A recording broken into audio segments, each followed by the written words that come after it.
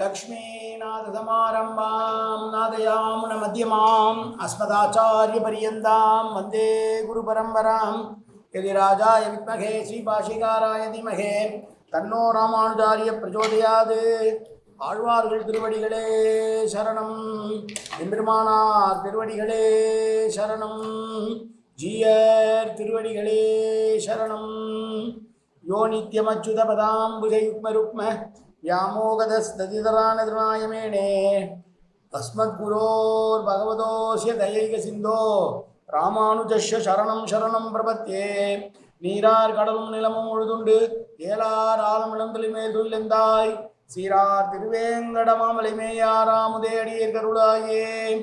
எல்லாம் வல்ல ஏழ்மலையான் பெருங்கருணையால் 4000 திவ்ய பிரபந்த பாசுர பதிவேற்றங்களின் வரிசையில் இன்றைக்கு 2447வது நாள் பாசுர பதிவேற்றம். திருமங்கையாழ்வார் அவருடைய பெரிய திருமொழியிலே 10ஆம் பத்திலே வரக்கூடிய 10ஆம் திருமொழியுடைய 2வது பாசுரம் 996வது பெரிய திருமொழி பாசுரம். பரகால நாயகி காக்கையை அழைத்து என் தலைவனை அருகிலே கூட்டி வா என்று சொல்லுகிற பாசுரம். சகுன சாஸ்திரத்தில் சொல்லியிருக்கிறபடி காக்கை கூவினால் விருந்தினர்கள் வருவார்கள் வீட்டிற்கு என்பது சகுன சாஸ்திரம். ஆனால் அதுவாக வந்து கூவினால் நடக்கும். இவளோ தான் பார்க்கிற காக்கையை புகழ்ந்து பேசி கருமை நிறம் என்று கவலை கொள்ளாதே, உன்னை போலவே கரிய நிறம் கொண்டவன் தான், கார்மேக வண்ணன் தான், கருணை பொழியக்கூடியவன் தான், அவனை இங்கே வர சொல் என்று சொல்லுகிற பாசுரம்.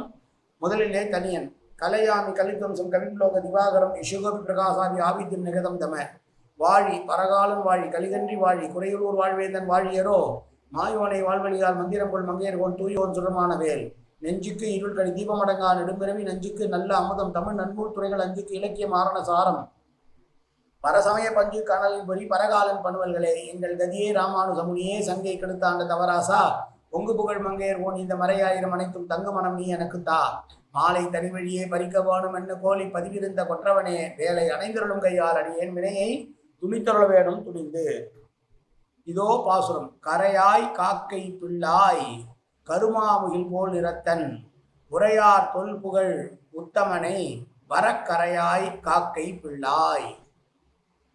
ஒரு காரியமாக வேண்டும் என்று சொன்னால் அதை கொஞ்சினால் அந்த காரியம் நடக்கும்.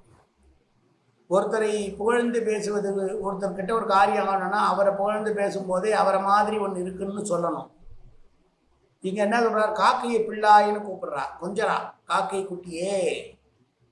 காலமேகத்தினுடைய நிறுத்தனாய் இருக்கக்கூடியவன், பழம்பொருளானவன், தொன்மையானவன், மிகப்பெரிய கீர்த்தி உடையவனான அந்த புருஷோத்தமனை நீ வருமாறு அழைக்க வேண்டும் என்று கூப்பிடுகிறான். ஏற்கனவே சொன்ன மாதிரி தான் சகுன சாஸ்திரப்படி வீட்டு முற்றத்தில் வந்து காக்கா கத்தினா இஷ்ட ஜனத்தையும் வருகை நேரும்னு சகுன சாஸ்திரம்.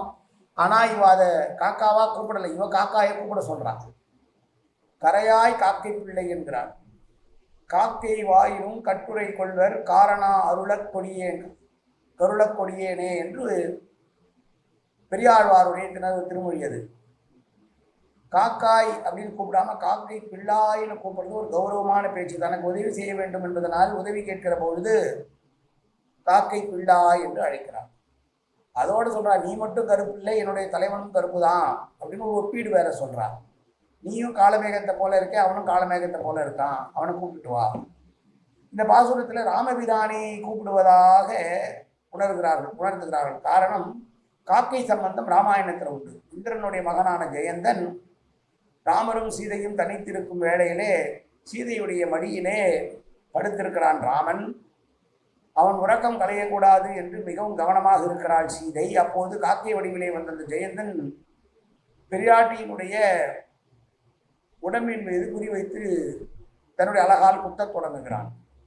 சேஷ்டைகள் பல செய்தாலும் இவள் காக்கையை துரத்தாமல் எங்கே தான் அசைந்தால் கணவன் எழுந்து விடுவானோ என்று பிராட்டி இருக்க, அவனோ துஷ்டத்தனம் செய்து கொண்டே இருக்க, ஒரு நேரம் அவனுடைய அழகானது தாயாருடைய மார்பகத்திலே பட்டு அதிலிருந்து ரத்தம் பட்டு ராமனுடைய முகத்தின் விழ கோபமுற்று எழுந்த ராமன் பிரம்மாஸ்திரத்தை, ஒரு புல்நுனியை எடுத்து போட்டு பிரம்மாஸ்திரத்தை ஏறி அந்த ஜெயந்தனை கொண்டு வா என்று விடுகிறான்.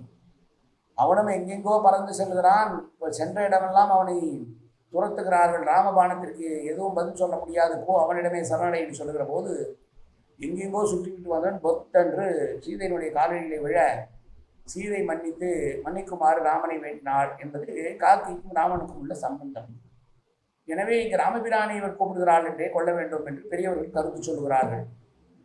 ஆக காக்கையே, நீ கரைந்தால் வீட்டிற்கு இஷ்டமான பந்துக்கள் வருவார்கள். எனக்கு இஷ்டமான பந்து காலமேகம் போல் நிறத்தையும் தொல் புகழுடையவனான என்னுடைய மாதவன்தான்.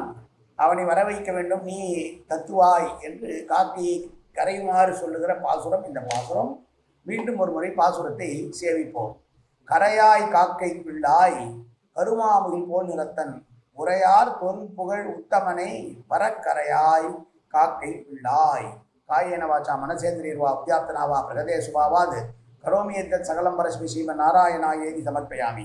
உடலாலும் உள்ளத்தாலும் வாக்காலும் சகலவிதமான பாவங்களும் தோஷங்களும் நிறைந்ததாய் உலகத்தினுடைய இருந்த போதிலும் அடியேன் செய்கிற நல்வினையோ தீவினையோ அத்தனையும் உன்னுடைய கமலமலர் பாதங்களில் சமர்ப்பிக்கிறேன் கண்ணா. காத்தொருவாய் கண்ணா, ஏற்றுக்கொள்வாய் கண்ணா. எப்போதும் திருநாமம் கண்ணா கண்ணா கண்ணா என்று நாவில் வருவதற்கு அற்புதவாய் கண்ணா.